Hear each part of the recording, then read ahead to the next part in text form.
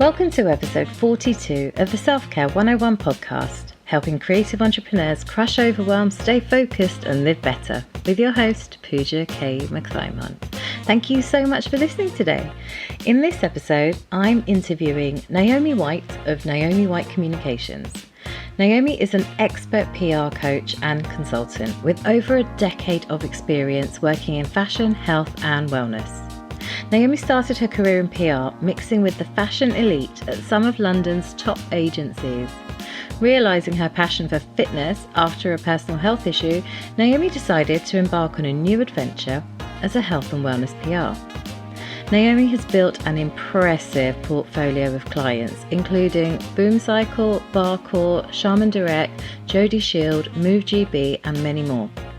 January 2020 saw Naomi expand the business to offer PR coaching to her repertoire of services and has since gone on to work one-on-one with clients and developed an online PR school to help products and service-based businesses learn more about how to get their businesses seen and heard through the power of PR.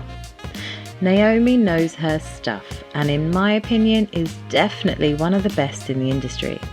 She has an excellent work ethic, beautiful energy, and is the most helpful person I've had the privilege of working with in PR.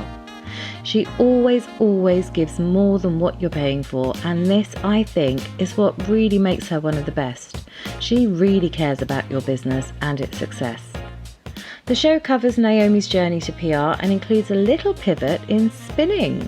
She has an incredible wealth of experience and knowledge, so this is a must listen for all entrepreneurs with product or service-based businesses who are interested in growing their brand's reach through PR. Naomi shares some amazing industry insights, tips for doing your own PR, and how important wellness is when you're a business owner as well. It's a really fun and informative show. We also recorded it on video, so you can watch the interview in action over on the Frankly Coaching YouTube channel. So let's get to it. Hi, Naomi. Hello. Thank you so much for doing this show today. I'm so excited. You are my first interviewee in this little pirouette that I'm doing right now with my business. So it's very exciting. It's a pleasure to be here. Thank you for having me. So I've given the listeners a little intro to how we know each other and why I think you are amazing. So I think that, you really are amazing. I think that you just know PR inside out. You get it. You know how to communicate with people. You know, you're doing amazing things with your coaching side of your business. And I really just want, obviously, in your own words, I would love you to share your journey in PR. Like, how did you get into it? What are you doing now? What have you done? We discussed a little bit before the show about a little pivot in the world of spin, which I definitely want to know more about, and I'm sure the listeners do too. And then I think we'll talk about some well-being, because as an entrepreneur, we need to look after ourselves, don't we? So I'd love to know what you do to look after yourself. And then we can look at what else you do. So, Naomi, I'm going to hand over to you now. So what's your name and where'd you come from? My name's Naomi White. I am the founder of Naomi White Communications, which is a PR agency specializing in health and wellness. And I'm also a PR coach. So my journey in PR started over a decade ago, which is quite scary. I turned 30 a couple of weeks ago. So I've been in PR since I was 19. So when I was at uni, I went to Bournemouth Uni and I studied events management. And I always knew when I went to uni that I didn't want to be an event manager, but I had an interest in organising events and I'm quite good with people. So I used those skills to do a placement year at university. And that's where my PR career began. So I actually went into fashion PR as my first job, which everyone's always like, ooh. It is quite like Devil Wears Prada. It was really exciting in the beginning, going to like Vogue House and dropping off clothes, and all very glamorous, like the Instagram life is. But it for me, it just didn't feel like it had a lot of purpose behind it. And the thing that I love about the job that I do now is that I know that I have an effect on people's lives. I can help people, and the clients that I work with do just that. So I worked in fashion PR for many years at many different agencies, everything from high street brands to catwalks. I've worked numerous fashion weeks, you name it, I did it. It was fantastic. I then transitioned into health and wellness 6 years ago. So I worked at a PR agency. We had a client come on board that was a swimwear brand. And as part of this client's campaign, we needed to put together some kind of activation event, something to essentially give us a PR hook, our angle, to try and gain some press coverage. And I came up with I'm going to say it was a great idea at the time, to take part in the London Triathlon. Okay. And with journalists. So the idea obviously was to promote the product that this client had and how great it was in terms of performance swimming. So I decided to do the London Triathlon with 5 journalists, which involved swimming down the grimy Thames in a wetsuit and then running 5K, I think it was, and also getting on a bike and doing 21K. Dude, that is dedication. Dedication to your clients, that is. And it actually was kind of like the turning point, I think, in my career, to be honest. I've always been someone who likes health and fitness. I dabbled in the gym, did a few 5Ks, couch to 5Ks, that kind of thing. But I never, as you do, yeah. never really took it that seriously until I had a personal health scare. So I got diagnosed with Crohn's disease when I was 16, and everything was fine up until the point where I obviously had a few years of it being really bad. And then when I was at this PR agency training for the triathlon, I actually ended up in hospital with a twisted intestine. Oh my gosh. And it kind of gave me a bit of a wake-up call as to actually maybe I should take my health a bit more seriously and really invest in myself in that area. And that was where I guess my passion for PRing health and wellness brands really started, because I personally had been through it and I wanted to help other people in a similar situation. So where have we got to? Did the triathlon. Health scare. And then I'm one of these people who, I actually did a questionnaire the other day, which is a great questionnaire, recommended to anyone, and it works out your personality type. Oh yeah. And I came out as a rebel. Of course. As soon as it came to the end, I was like, for sure, I'm going to be a rebel. This is why we get along so well. I'm seeing it, and now we've got proof. Yeah. And obviously personality traits of a rebel is that you can't be managed by someone very easily. You don't take direction very easily. And I've always been like that. I've always I've had my own ideas, and that's what I want to run with. And obviously when you don't own your own business, that's not feasible, because someone else is paying your wages and you're going to their office, you're working their hours, you're working for their clients. You don't get that flexibility. So I had this vision that I perhaps wanted to do something for myself, and I didn't actually know whether that would be PR or something else at that point. So I was 24 and I was kind of at a crossroads where I was like, do I leave PR? Do I carry it on? What do I do if I carry it on? And I sat down and had a very frank conversation with my granddad. And he said, so if you wanted to do your own thing in PR, what would be the thing that's kind of stopping you at the moment? What is holding you back? And all it came down to really was I couldn't, if it didn't go well, I couldn't pay my rent.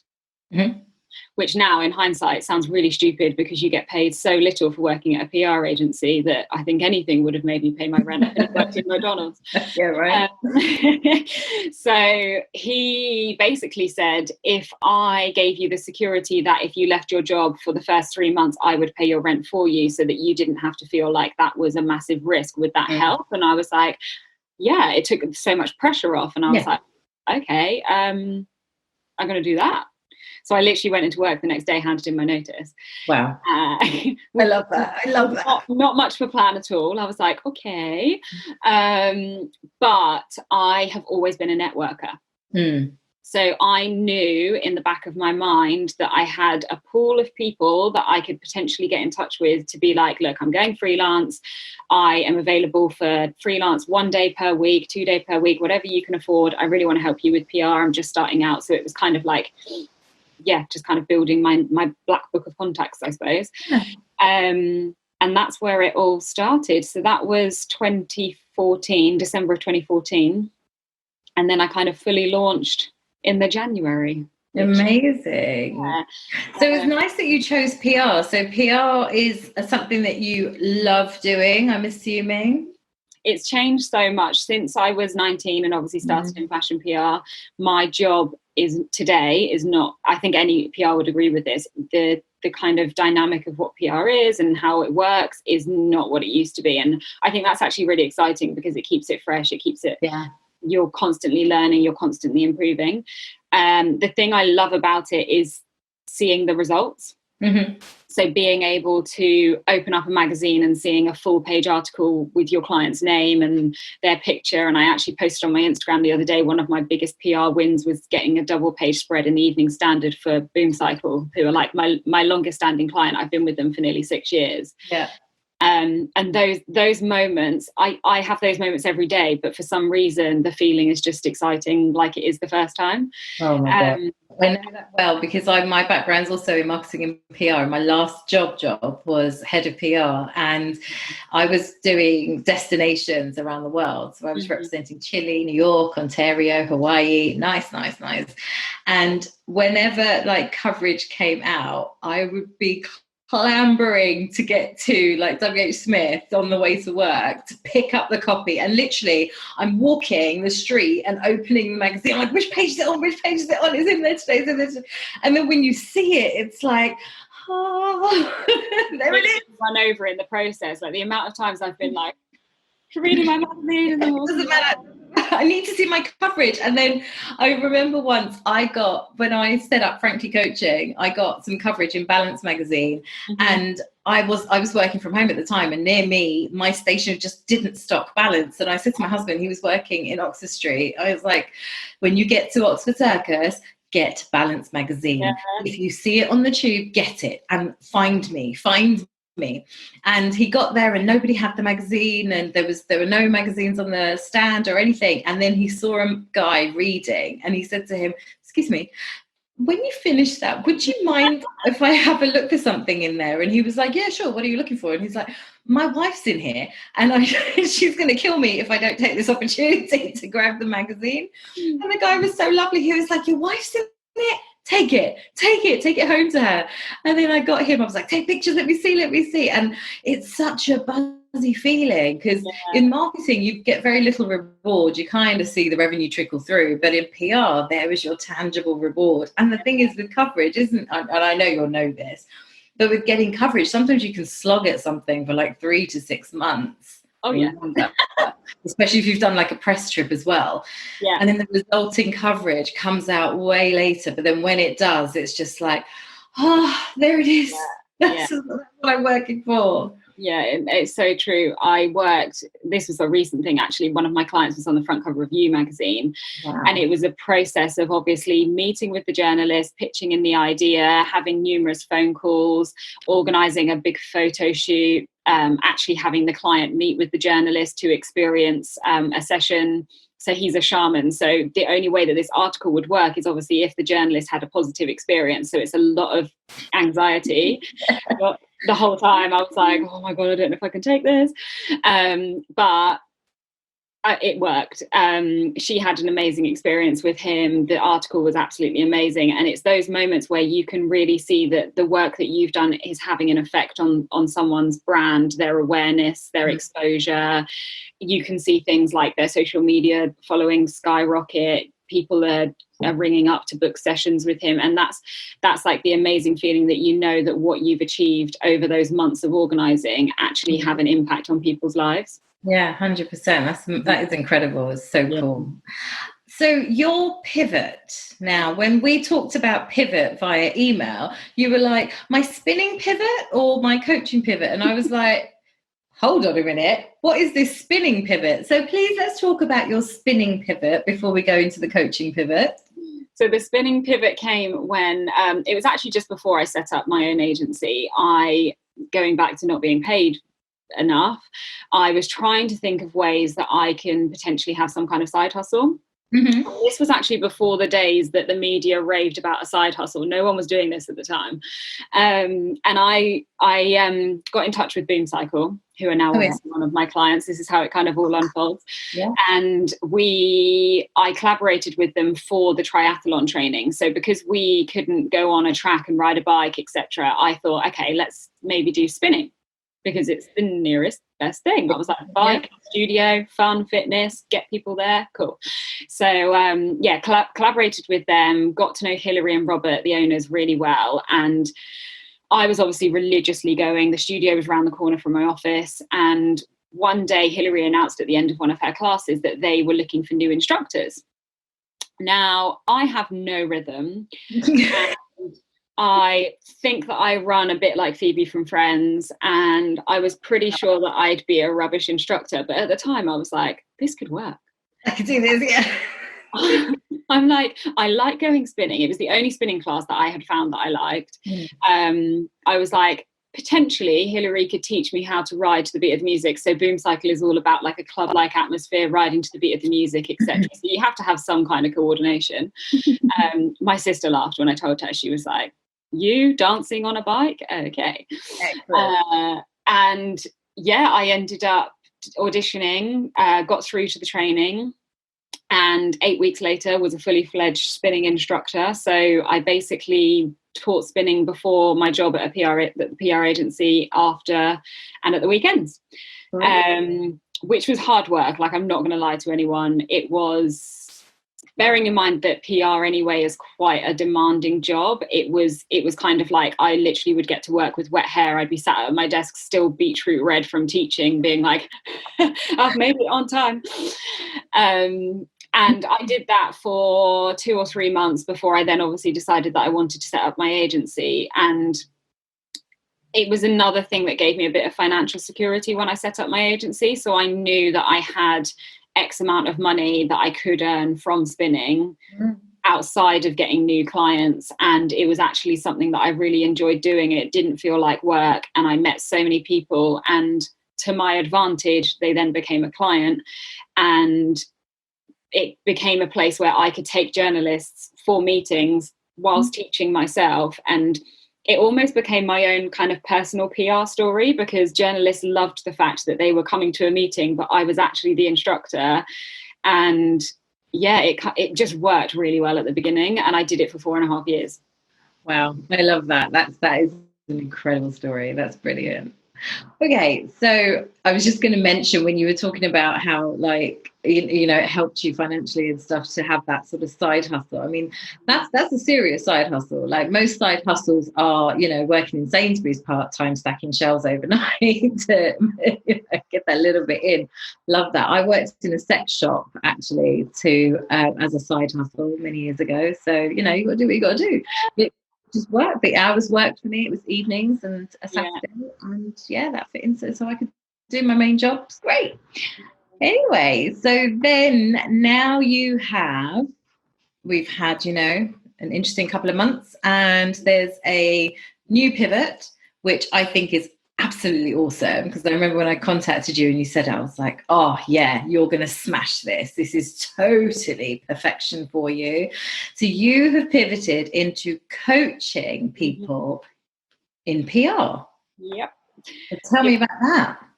It was an idea that I'd had for maybe like 2 years.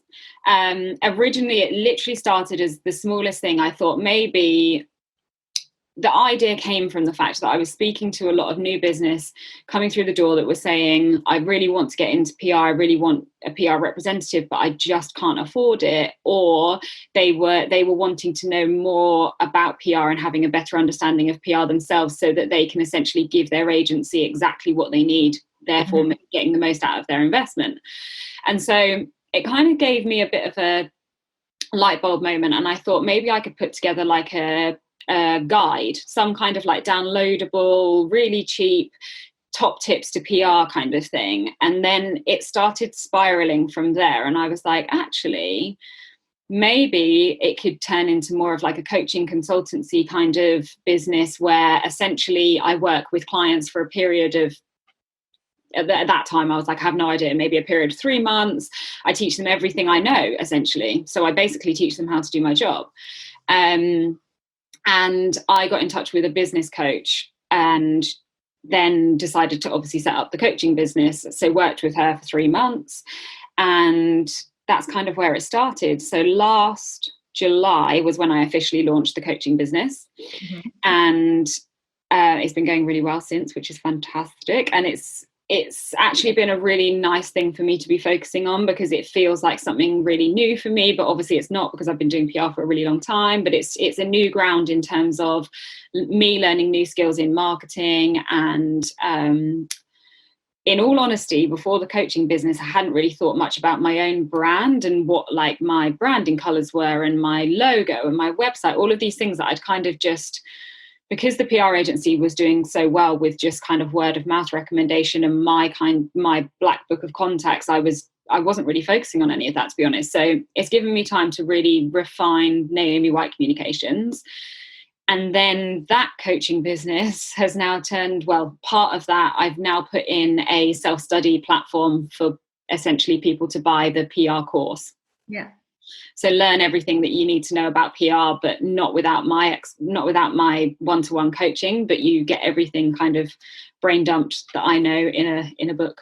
Yeah, that's really good, because it's really useful. Sometimes, there's, especially when you're a new entrepreneur and you're not necessarily au fait with all the elements that are required in a business or would be helpful, like PR would be a helpful tool for a lot of businesses.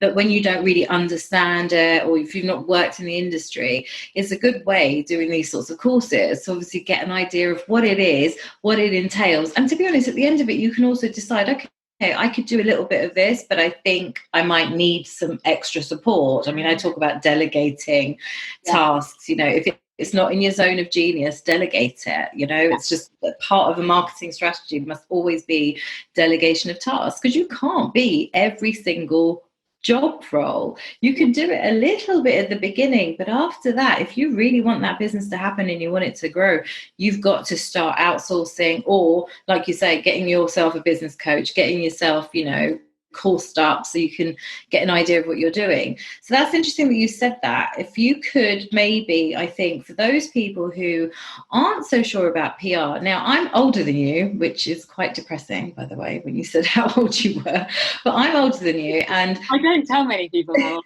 I am. Listen, and PR has definitely changed since I was 22. Let's just say that. So in the last 20 years, PR has massively changed. Obviously, the internet has made a big difference, and people create content, and then there's advertising, and I find that there is still quite a bit of confusion between what is actual PR, which you and I would say is editorial, and what is advertising, essentially. So as you're the expert, how would you break down what is PR so that people can get a good idea of what we're talking about here? Yeah, so PR is essentially getting your business seen and heard, communicating the message, your marketing message, through the media. So when you think of PR, think of things like media features, being featured in Vogue, Harper's Bazaar, those kind of print publications, online publications, podcasts is another way of PRing, speaker opportunities at events, guest posting, so writing content for websites like Mind Body Green or Forbes, so essentially you're creating content that promotes the message that your business is about, who you serve, what you have to offer. I've done that the wrong way around. I always say what you have to offer, who you serve, and how you. But yeah, essentially, it's promoting your business and getting people to know about what you have to offer. Excellent. Okay, so if we then give an example of what advertising is. Yeah. So advertising involves money. As simple as that. So advertising is basically where you pay for that coverage. So it looks very similar to the things that I've just explained, but you're paying for the privilege. The advantage of PRing what you have to offer is that you get the return for free. Advertising is essentially, there are benefits of doing advertising over free editorial. You have a lot more control around the messaging. Often it's a larger feature, but you're paying for that premium. So you could pay for a whole page in, say, Stylist magazine. Do not ask me how much it costs. I have no idea, but I expect it would be in the region of maybe like 20,000 or something ridiculous. Yeah, definitely. It's always very obvious that someone's paid for a feature. So a publication has to clearly show that it's an advertorial. That these are the things that they might call it: advertorial, sponsored post, paid for ad. So on the page somewhere, they have to indicate that it's been paid for. Now, if you're anything like me and I see those words, I'm like, oh, I'm not going to read that, because there's some kind of authenticity that comes with organic coverage, that where you're featured either within an article or you're really prominent and you've achieved that news feature about your product or service-based business that allows people to trust you a bit more than the fact that you've paid for something. So it's almost like when you get editorial coverage, it's almost like the publication is endorsing your expertise. Yeah. What do you think about that? Because that's kind of how I see it. Yeah, I think those words are on my website, so you've nailed it. Yeah. It's essentially you being endorsed by a trusted third party. So as consumers, we read publications and trust exactly what they're saying, that it's factual, which is why when journalists are putting together articles or features, they look to experts like you to underpin what they're writing, so whatever topic it might be. It might be things like tips for stress management, tips for anxiety, but they're looking to you as the authority to give them your expertise. And people read that, and that then in turn gets them engaged with you. They know exactly who you are, what you have to offer. There's a certain trust element that comes with that. Yeah. It raises your credibility. You're able to put on your website as featured in Balance magazine, Vogue, wherever you've been featured. And there's so much that can come from that. Like you probably know this already, but you can put your prices up. You are impacting more people with your wisdom. You can get newsletter subscribers. Like there's all of these advantages of PRing your business. I completely agree with you. And it's quite nice actually being on the other side. I mean, getting coverage for yourself is, as somebody from the industry, from marketing and PR, it's very weird to get coverage for yourself. Like it's a whole different feeling when you see your actual name or your company's name in print or your face. You know, that's always something that, scares me a little. But when it happens, it's such a momentous thing. And I've found personally, like the key areas where I get business isn't Instagram or LinkedIn. It is actually all Facebook. Most of my business comes from a Google organic search. So, and they could be picking up anything from my website, from my blog through to, because the blog is full of articles that I've written, through to press coverage, because the press coverage is also optimized, and also actual press coverage. So like I've been in places like the Telegraph and Balance magazine, and I've been on BBC Radio, I've been in iNews. Some of this stuff has been about my personal life, but that also helps to shape me as a person, as a brand, as somebody you might want to work with. Because as you'll know, in coaching, the actual path to success is the rapport that you have with your coach. If you like your coach, if you've got that trust there that you build and you respect them for what they're saying, you like them, you get along, you're more likely to succeed in that coaching process. So we have to kiss a few frogs, but it's okay. It's part and parcel of the game. Yeah. And coverage, like whenever I've had coverage, I have had resulting clients as a result of it. I'm not saying like, I've got 200 clients as a result of a piece of coverage, but you don't need 200 because you can't service 200. So a couple of clients every time I've had press coverage has been great, because the articles are different. Sometimes it's just me quoting. It's not an actual feature on me necessarily. It could just be me, like you say, getting that expert quote in and about a particular topic. So it could be working, it could be relationships, it could be how to be more mindful, whatever it is. And that quote is enough to send somebody into curiosity mode, really, and Google it. And I do that. If I see a publication, like if I read Stylist and they're recommending certain cleansing products, and I'm not searching for cleansing products, but if I pick up Stylist and I see some, like, oh, okay, well, I'll give that a go. I've seen, why not? If they're recommending it, they've tried it, so that sounds right up my street, and I'll do it. So PR is really, really powerful, isn't it? But I find that people are quite scared, right, of PR as well. Yeah, and I think people don't realize the huge impact that it can unfold. It's almost like people want you to say the direct impact, but it's not necessarily the direct impact that you'll see straight away. So like you said, you were featured in the Telegraph. You have to then imagine that piece isn't going anywhere. So as soon as someone Googles maybe like business coach or something like that, presses news, or even just on the Google search, and you come up straight away and you've been featured on the Telegraph, they're like, okay, this woman knows what she's talking about. This is someone I should be investing in. And in turn, that allows you to do everything from like up your prices, because they're like, okay, she's definitely an expert. She knows what she's talking about. The Telegraph have trusted her to be included. You can then stick the Telegraph's logo on your website and say as featured in that. You can put it in your social media bio. There's so many things that cognitively, when someone is searching for someone and you've got that reinforcement of your expertise, it makes people take more notice of you. It just puts you at that higher level than your competitors who aren't PRing themselves, and honestly missing a massive trick in business growth. And going back to when you said it's so hard to PR yourself, and it's a very different ball game. The thing that I tell all of my PR coaching clients, no one knows your business better than you.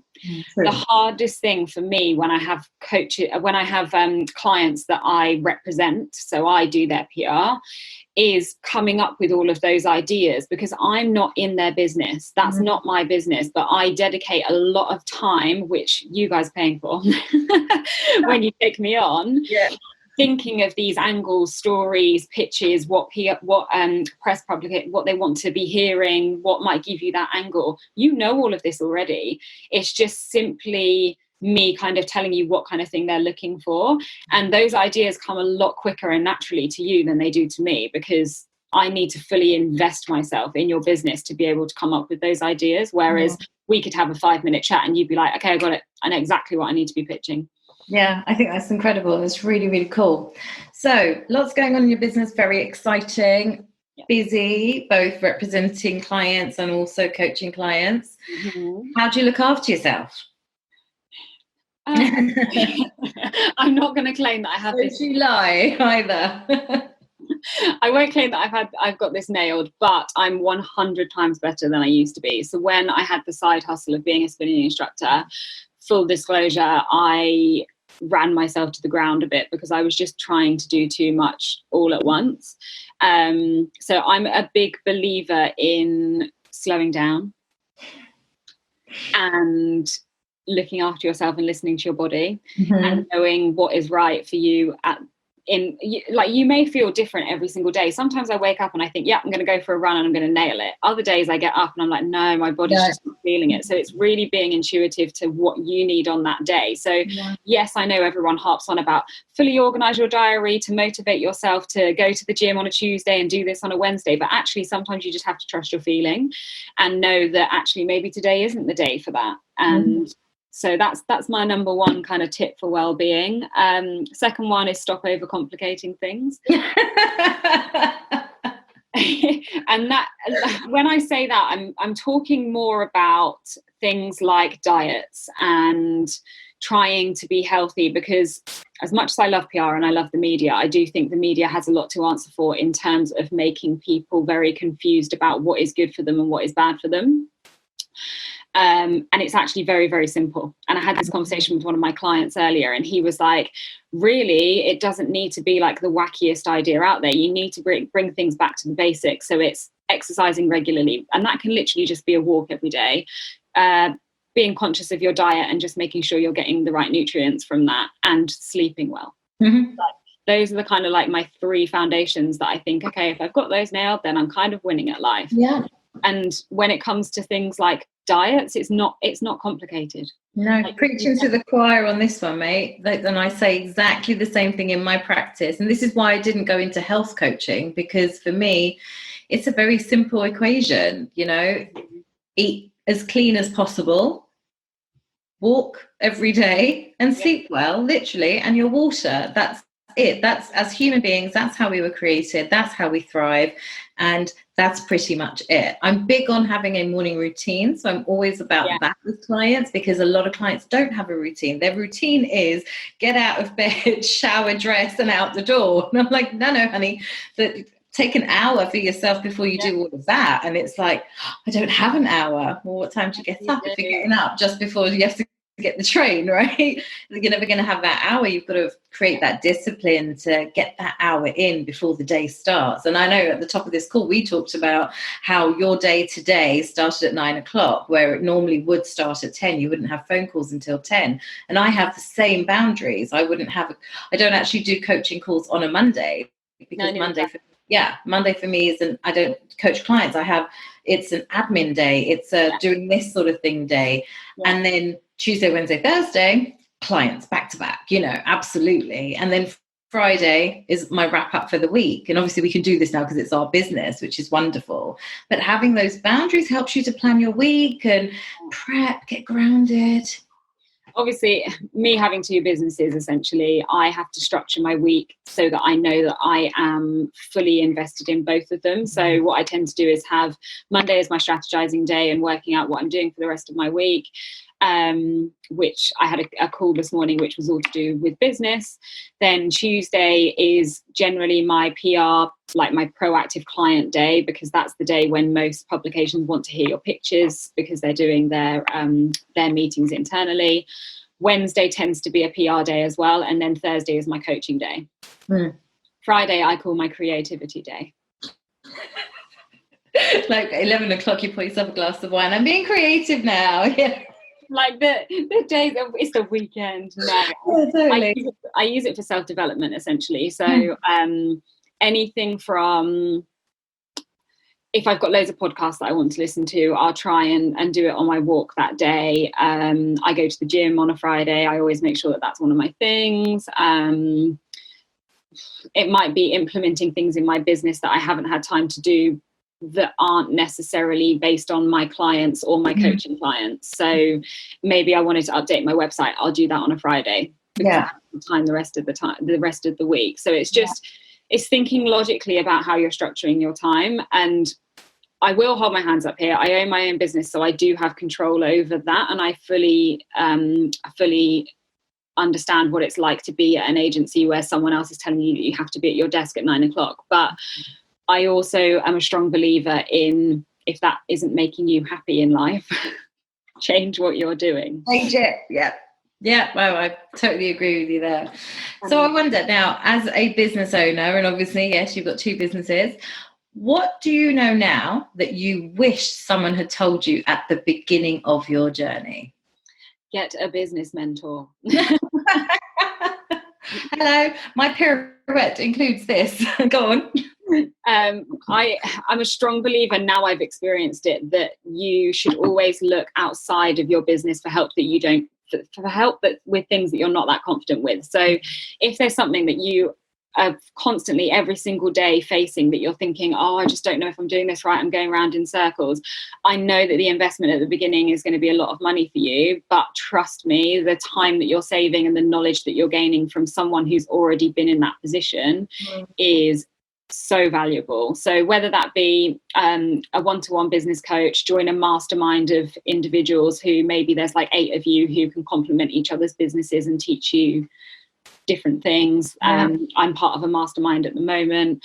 I'm a strong believer in, if there's something in your business that is really getting you down, like maybe database management or anything like that, outsource it if you can. So if you're in a position in your business where you could potentially pay for a virtual assistant and pay them by the hour, and actually paying them 30 quid to do some database management that was actually giving you high anxiety and making you wake up in the morning and hate your life, I'd rather spend the £30. Oh, hell yes. I totally agree with you. I think we were talking about this before, wasn't it? Delegation. If it's not your zone of genius, just farm it out. That is it. That is, you've just got to. There is no way that you can do every single thing that a business needs you to do and do it well. That's the thing, because you become, it's that whole jack of all trades, master of none. So you'll do a little bit here, you do a little bit here, but nothing really sticks, nothing really gains traction and has a great effects. So I 100% agree with you. My other thing, one more token. Go. Perfectionism does not exist. Progress, not perfection. Honestly, I vividly remember at the fashion PR agency that I worked at, I cried one day because I'd got something wrong. And one of the girls came up to me and was like, "Why are you crying?" I was like, "Because I'm perfect. I don't do anything wrong." And looking back on that moment now, I'm like, I used to beat myself up about doing the smallest of things wrong. And actually sometimes done is better than perfect. It doesn't, whatever you do, there's always room for improvement. You're never going to launch your course and it be absolutely perfect. You're always going to learn something new that you can put in there. And then also don't beat yourself up that it wasn't perfect in the first place, because you're constantly just adding value to your audience. All of these things are just, perfectionism is kind of like the devil. I think what you just said there was really, really key.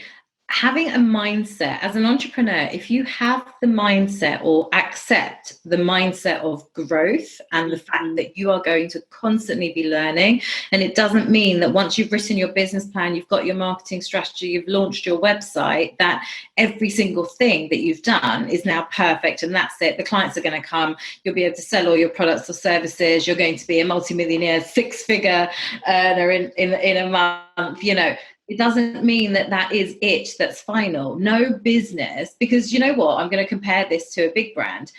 If everything was just, well, here's the product, here you go, Apple and Samsung would not remain in business. Nike, why do they keep bringing out new trainers all the time? You know, a trainer is a trainer, it does what it does. But no, they keep... The running trainers you had like 10 years ago, like they would never have, they won't launch those again now because they're not good enough. They're not good enough, so they're constantly improving. That doesn't mean that they don't know what their business is. They're evolving with the market. They're evolving with their customers and seeing what their customers want. We talk about this all the time, you know, listen to your customers. What do your customers need? Not just what you think is a good idea, but actually do that research. Ask them directly, what do you need from me? What can my product do to make your life better? Because like I say, Apple did it. It was funny when Apple brought out the iPhone 11 and they put 3 cameras on it. And that was such a big whoop and such a big deal. And we hadn't heard from Samsung in a while. And then literally, because I'm an Apple girl, but literally a couple of days later, Samsung released their latest phone, which had 4 cameras on it. And I couldn't, because this is the marketing geek in me. As soon as I saw that advert, the music they had used, the graphics they had used, literally sort of saying, you've got 3 cameras, Apple? We're Samsung, we have 4. We've got next levels. We've got 4, mate. I mean, what are they going to do next? Like it's hilarious for me as a marketeer, but it's really, really true. And we can all, no matter what size your business is, learn from them because they're constantly learning. They have whole teams that are just learning and development, right, about their products and stuff. And I think what you said there about growth is so key. You've got to try stuff in business. You've got to make those mistakes. And it's, you know what, sometimes it's not mistakes. Sometimes you've got to, especially in a service-based business like you and I have got, you might have an idea of who your ideal client is at the beginning, but as you start serving those clients, you might realize that, oh, I like this element a lot, actually. Oh, this is vibing. This is giving me great energy. I want to explore this a little bit more. And then you might train yourself up in something else that enhances that bit that you really enjoy with your client. And again, that's okay. So long as you are providing the service that you want to provide, it's okay to trial and error. Yeah, for sure. And the same goes for PR. I think there's a lot of stigma attached to pitching an idea and maybe getting rejected or potentially not hearing anything back from it. Now, I will fully hold my hands up and say not every pitch will result in coverage. That's just not the way that it goes.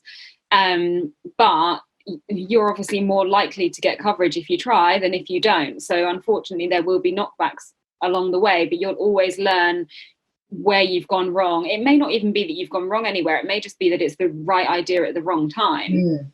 But you've gained the knowledge, you've got that content. It might be that you pop it on your blog and it's repurposed for something else. Like, all of your ideas are never worthless. There's always a purpose for them somewhere, and everything is a learning curve. So if you pitch an idea to a publication, the journalist gets back to you and says, look, it's just not quite right at this time, you're at least on their radar. They know about you, that you've pitched a good idea to them. They might come back to you, and it might come back and result in a bigger feature for you. Honestly, some of my biggest PR wins for my clients have often not even been things necessarily that I've pitched, but I've gained such a strong relationship with a publication and a journalist that they come up with an idea and then they get straight in touch with me because they know I can facilitate it. So you always have to think about, when it comes to rejection, what was your takeaway? What have you learned from it? You've improved, you've grown as a person, you've grown as a business, and you kind of take that and run with it. Yeah, I completely agree with you there. And it's interesting about the rejection from journalists, because listeners, you are going to get rejected and sometimes you won't know about it. But it was something that you'd said to me about with regards to positioning, when you and I were talking about positioning with my business, and you had said that even if you just send an article every month to that core target media that you want, when the time comes that they're ready to publicize something about something and they're familiar with you, they're more likely to go into that folder, because they file away that press release, they'll file away those article ideas for when it's relevant for their features list, because not all publications publish their features list, which is what they're going to be writing about in the coming months. So sometimes it is actually going back to how PR's changed. That was something that traditionally a lot of publications did, and very rarely do publications do that now, because everything is online and it's so quick in terms of, I was discussing an article with one of the girls at Vogue the other day online, and the article, essentially, they thought of the idea last Tuesday and it will probably be going up next week. That's how quick it is. So in order for them to publish what they're working on, it's often not possible anymore. But carry on. One of my it's funny that you said that about Vogue, but one of my quickest turnarounds, and it was a really nice feature. It was a piece about careers, and it was from the Metro. The journalist had put the journo request out on Twitter that morning, and she was filing at 12 o'clock. So literally, and I saw it, and we, got back to her and stuff, and I ended up being the boxed featured expert in that article, because I obviously got back to her really quickly. I mean, we're not going to go into lots of PR tips. We'll leave that for another show. But it's so, because like you say, it's so quick now, it's so fast moving, that news is, when something is relevant, it's relevant. We need to write about it. We need to post it. Who's got the info? Who's the expert who can comment on it and validate what we're saying? And there, it's out. It's done. Amazing. Generally, publications are looking for news that is relevant to their audience and what is happening in the world right now. So, I mean, for the last 4 months, what has the media been working on? Anything to do with being in isolation, whether that be how to get rid of your anxiety, how to return back to work, how to work out at home. These are all problems that consumers are facing right now. So naturally, journalists will be looking for a solution to those problems. What is the solution? Potentially what you have to offer as a product or service-based business. That's why you PR yourself, because that's where your business gains the coverage. It's so easy to say, but I understand a lot of people, it's not natural to them, but that in essence is what they're looking for.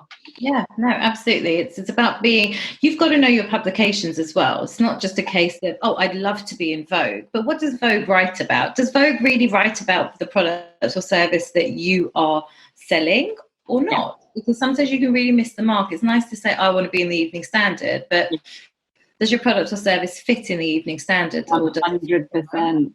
This is like, it's one of the focal points that I work on with my clients, and it all comes down to your target media list and knowing exactly what you're pitching is right for that publication. So yes, okay, we would all love to be featured in Vogue, but at the end of the day, if Vogue doesn't have that opportunity for you to be featured, you're not going to be featured. And the same comes from like, a lot of my clients are like, okay, I want to be in business publications perhaps. And I'm like, okay, but what groundbreaking business story or what breakthrough or what kind of tips have you got to offer that can really help other people that are like, okay, yeah, I've not thought of that myself. Like, you have to think of interesting angles, exciting kind of like spins on things. And that it just comes down to essentially thinking about what you have to offer and where is appropriate for you to pitch it to. And not every opportunity is the right opportunity. I think we've now gone into a sector of tips, which I think is absolutely brilliant. So if you are listening to this show, you've got a major bonus right here. Because I was just going to say about, I just thought of another tip as you were talking. And it's you've got to read the publications like all the time as well. And in like, I guess the one thing in PR that hasn't changed, that has remained a constant, is knowing the journalist and what that journalist writes about. Because sometimes you can pitch to an editor for something, but they're not the right editor to go to. You'd be better off going to the features writer or a regular freelancer who writes for that publication. But you've got to read their work so that you're not sort of pitching, I don't know, you're pitching a new Apple product, as in like eating apples, to somebody who writes about footwear. Yeah, right. So it's essentially knowing your audience, and that there's two advantages of that. You build up the relationship with them. They might get in touch with you to feature you reactively, and then the other one is knowing what they've worked on in the past, because there's nothing more annoying than pitching an idea that's probably been featured in the last, say, 3 to 6 months. And it's quite embarrassing as a PR if someone comes back to you and says, I actually covered that last week, and you're like, okay. And I will hold my hands up. By no means perfect. I've had that email and I've thought, okay, I need to be better at my job. We can't possibly read everything that's out there. But if you're pitching to a journalist, at least go onto their profile online and actually have a look. Say maybe you're pitching something to like Read Online. In the search box, search for like, maybe you're giving away meditation tips, search meditation and see what comes up as the latest thing that they've written about. I think people overcomplicate it as well. I think people think, oh my God, there's thousands of publications that I need to be pitching to. I don't have time to read them all. Pick 5 and own those 5, and then move on to the next 5 if you've been featured in those already or you're not having much success.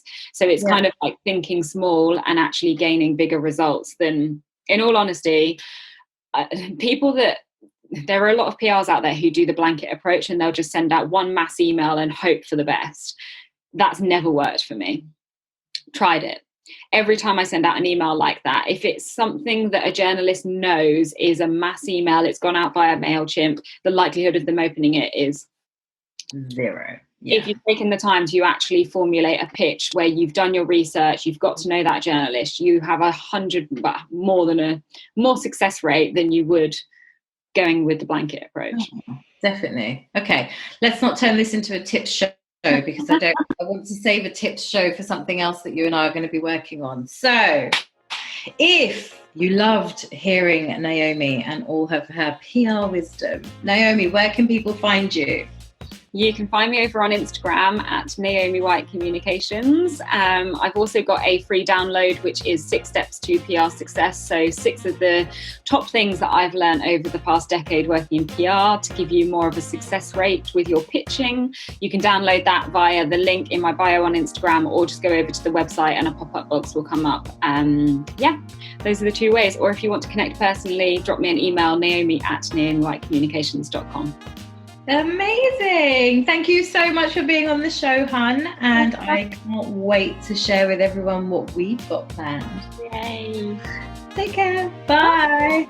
Thank you for listening to the Self-Care 101 podcast. If you enjoyed this episode, I would love it if you would subscribe, rate and review so that other people like you can find the show.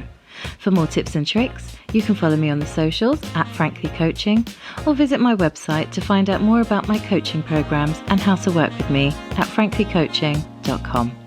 Talk to you soon.